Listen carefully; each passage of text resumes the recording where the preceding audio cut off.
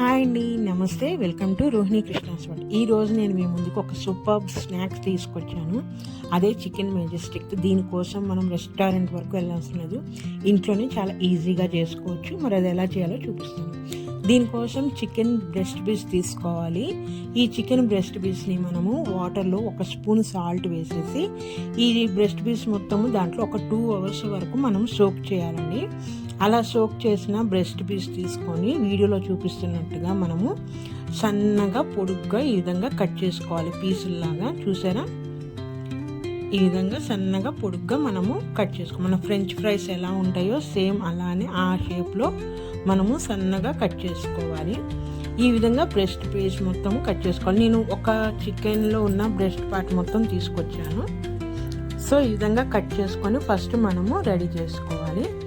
ఇలా రెడీ చేసుకుని ఇట్లా ఈ విధంగా మనం సాల్ట్లో మనం సోక్ చేయడం వల్ల చికెన్ అది చాలా సాఫ్ట్గా అవుతుంది. ఎక్కువ సాల్ట్ వేయకూడదు, 1 స్పూను సాల్ట్ వేసి మనము సోక్ చేయాలి. ఇప్పుడు ఆ చికెన్ పీసెస్లో తగినంత సాల్ట్, స్పైసీ తగ్గట్టు కారము, అలానే 1/2 స్పూన్ పసుపు, ధనియాల పొడి వేసుకొని, సాల్ట్ కూడా మనం సాల్ట్లో వాటర్ నానబెట్టాం కదా, సో చూసుకొని వేసుకోండి సాల్ట్. అలానే 1 ఎగ్ వేసేసి ఇప్పుడు ఇవన్నీ కూడా చికెన్ పీసెస్కి పట్టేటట్టు బాగా కలిపేసేసుకోవాలి.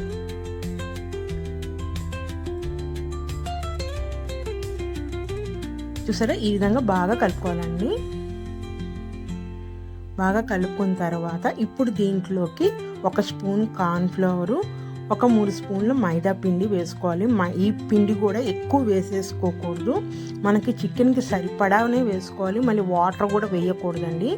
ఆ విధంగా చూసుకొని వేసుకోవాలి. మన పిండిని వేసుకొని మొత్తం చికెన్ అంతా పట్టేటట్టు బాగా కలిపేసేసుకోవాలి. ఇలా కలుపున్న దాన్ని ఒక 5 మినిట్స్ పక్కన పెట్టేసి ఇప్పుడు మనం డీప్ ఫ్రై చేసుకోవడానికి వీలుగా ఉన్న ఒక బండి తీసుకొని ఆయిల్ వేసుకొని మీడియం ఫ్లేమ్లోనే వీటిని ఒక్కొక్క పీస్ వేసుకొని మంచిగా ఎర్రగా వేగే వరకు వేయించుకోవాలి.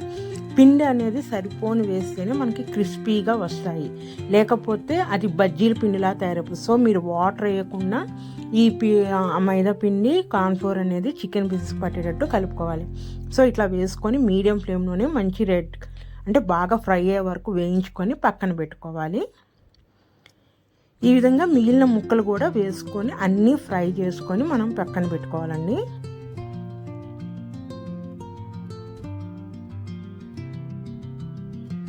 ఆయిల్ కూడా ఎక్కువ పీల్చవు, మనం వేసుకున్న ఆయిల్ కూడా అస్సలు పాడవదు. పిండి చెప్పాను కదా, తగినంత పిండి వేసుకుంటే మనకి ఈ విధంగా ఆయిల్ కూడా డిస్టర్బ్ అవ్వకుండా ఉంటుంది. సో అన్ని పీసెస్ మనం వేయించుకున్న తర్వాత ఇప్పుడు అదే బాండిలో కొంచెం ఆయిల్ తీసేసి మిగిలిన ఆయిల్లో ఒక మీడియం సైజు ఉల్లిపాయ అండి సన్నగా కట్ చేసి వేసుకుంటున్నాను. అలానే దాంట్లోకి ఒక 2 పచ్చిమిరపకాయలు నిలువుగా కట్ చేసి వేసుకుంటున్నాను. వేసుకొని వీటిని ఫస్ట్ వేయించుకోవాలి. మనము వేయించుకొని ఇప్పుడు దీంట్లోకి అల్లం చిన్నులపాయ పేస్ట్ అండి 1 స్పూన్ అల్లం చిన్నులపాయ పేస్ట్ వేస్తున్నాను. వేసేసి 1 స్పూన్ కారం కూడా వేసుకొని ఫస్ట్ ఈ ఆనియన్ గ్రేవీని మొత్తం బాగా వేయించుకోవాలండి ఆయిల్లో.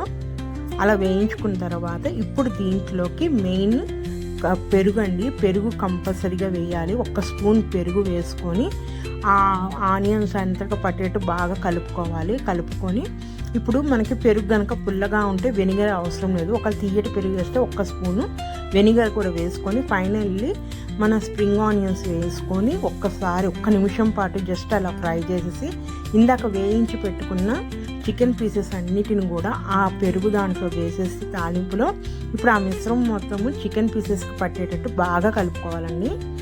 హై ఫ్లేమ్లో పెట్టుకొని బాగా టాస్ చేసుకోవాలి. ఈ విధంగా కలిపేసుకుంటే మన చికెన్ మెజెస్టిక్ రెడీ అండి. ఈ మొత్తం ఈ తాలింపులోనే ఈ చికెన్ మెజెస్టిక్ యొక్క ఫ్లేవర్ కానీ టేస్ట్ కానీ ఆధారపడి ఉంటుంది.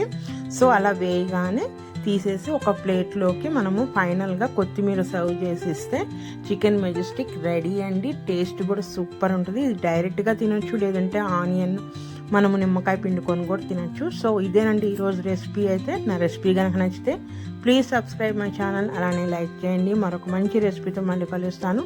ఉంటానండి, బాయ్.